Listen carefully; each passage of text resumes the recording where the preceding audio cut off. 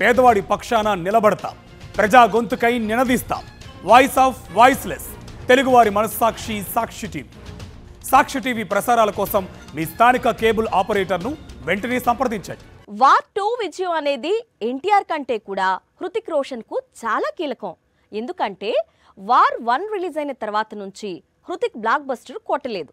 మధ్యలో 2 చిత్రాలు చేశాడు, కానీ రెండు కూడా హృతిక్ రేంజ్ మూవీస్గా నిలవలేకపోయాయి.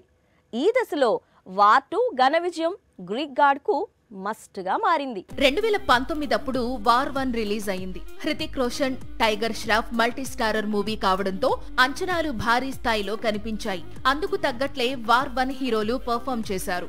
దీంతో బాలీవుడ్ బాక్సాఫీస్ బద్దలైంది. దాదాపు 500 కోట్లు వసూళ్లు వచ్చాయి.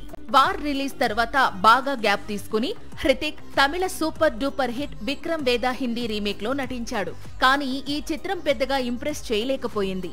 లాస్ట్ ఇయర్ లో ఫైటర్ పేరుతో ఏరియల్ యాక్షన్ మూవీని రిలీజ్ చేశాడు. అయితే ఈ సినిమా కూడా జస్ట్ యావరేజ్ గా నిలిచింది.